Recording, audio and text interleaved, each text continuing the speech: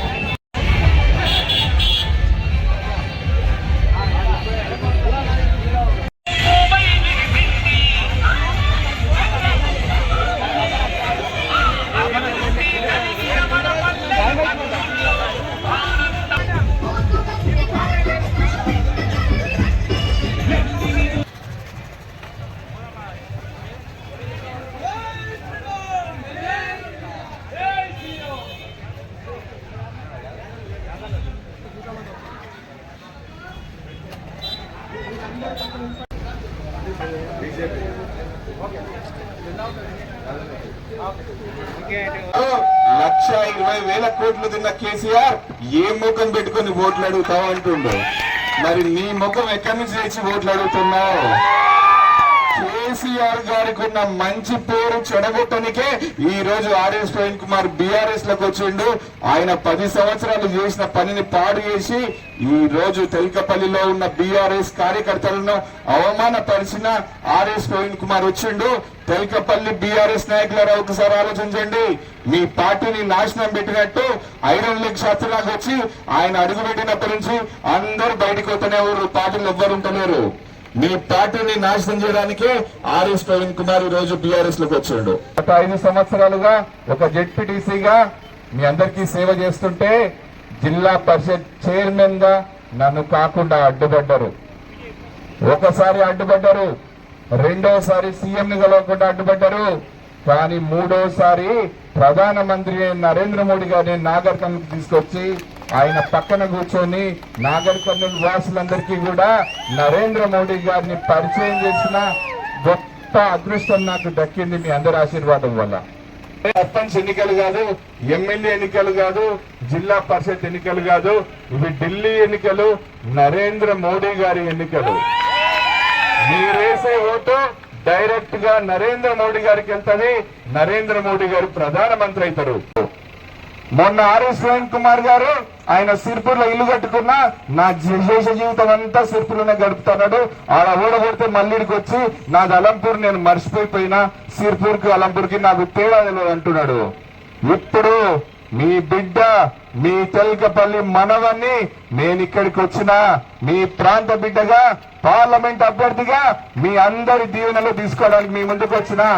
మీ అందరి ఆశీర్వాదం ఇస్తే నేను ఇక్కడనే ఉంటా.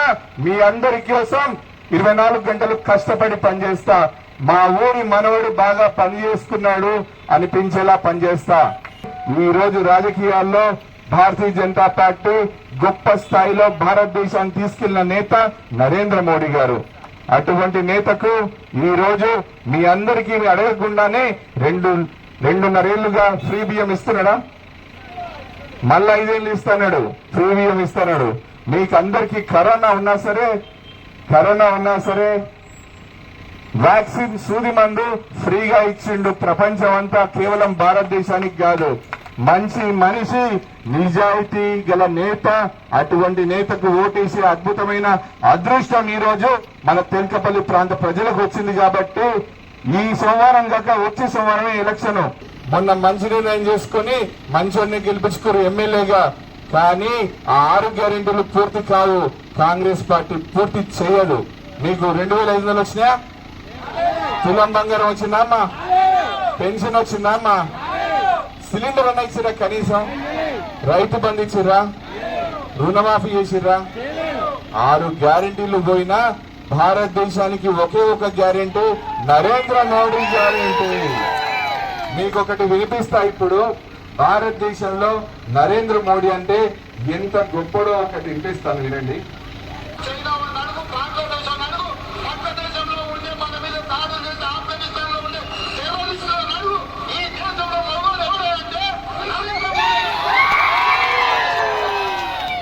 ఈ దేశంలో మొగోడు ఎవరంటే నరేంద్ర మోడీ అని రేవంత్ రెడ్డి గారు చెప్తుండు. మన దేశంలో మొగోడు కావాలా వద్దా? మన దేశంలో మొగోడు కావాలంటే రేవంత్ రెడ్డి గారు చెప్పినట్టు నరేంద్ర మోడీ గారు కావాలి. నరేంద్ర మోడీ గారు మీ ఊరి మనవన్ని ఈ రోజు పార్లమెంట్ కు పంపమని మీకు పెద్ద బాధ్యత ఇచ్చిండు.